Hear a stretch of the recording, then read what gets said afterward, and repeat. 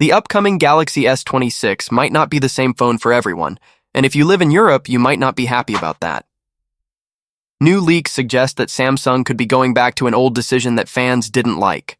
After finally giving us one unified lineup for the Galaxy S25 series, with every model running the Snapdragon 8 Gen 3 for Galaxy chip, Samsung might be splitting things up again with the Galaxy S26. Here's what the leaks say. Samsung is planning to use its own Exynos 2600 chip in some parts of the world, like Europe. In other areas, like North America and Asia, the Galaxy S26 will likely get the newer and more powerful Snapdragon 8 Gen 4 chip, and yes, this means that people in Europe might get the weaker version of the phone. Why is Samsung doing this? Well, according to reports, it's because of production problems. Samsung's new 2nm technology for making the Exynos 2600 chip isn't producing enough working chips right now. So instead of putting it in every Galaxy S26 around the world, Samsung may only use it in one region, Europe. This move has upset fans before. If you remember the Galaxy S22 series, Samsung sold different versions in different places. European customers got the Exynos 2200 chip, while other areas got the Snapdragon 8 Gen 1. The result? The Snapdragon version was faster and had better battery life. Many people complained, especially in Europe. The backlash was so strong that Samsung changed its plan for the Galaxy S23. That phone used Snapdragon chips everywhere. But with the Galaxy S24, Samsung started splitting the lineup again. Not as badly as before, but it still happened. Then the Galaxy S25 went back to Snapdragon-only models worldwide, giving people hope that Samsung had finally learned its lesson. Now, it seems like that hope might not last long.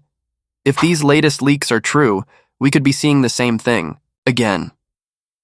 The Galaxy S26 and S26 Plus might have the Exynos 2600 in Europe, while the S26 Ultra will stick with the Snapdragon 8 Gen 4 everywhere. But why is Europe always the one to get the Exynos chips? No one knows for sure. Some say it's easier for Samsung to manage supply and shipping in Europe with its own chips. Others believe it's a way for Samsung to save money since using its own chips might be cheaper than buying Snapdragon ones. So far, Samsung hasn't said anything official about the Exynos 2600 or its plans for the Galaxy S26 lineup.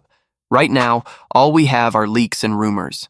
But the people sharing this information have been right before, so there's a good chance this could happen.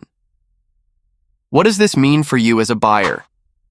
If you live in the US or parts of Asia, you'll likely get the best Samsung chip, the Snapdragon 8 Gen 4, which should be fast, efficient, and reliable. But if you live in Europe and don't plan to buy the Ultra model, you might end up with a phone that isn't quite as powerful. And that's frustrating, especially since you'll still be paying top-dollar prices for a phone that might perform worse than the same phone somewhere else. Now, to be fair, the Exynos 2600 might not be a bad chip. We won't know until we see real-world tests. But if you look at Samsung's history, their Exynos processors haven't always been great. In the past, they've had problems like lower battery life, overheating, and weaker camera performance compared to Snapdragon models. Unless Samsung has made major improvements with the Exynos 2600, this could feel like a step backward for Europeans, customers. In today's world, where Apple and Google give people the same phone no matter where they live, Samsung's plan to offer different versions for different markets might seem unfair.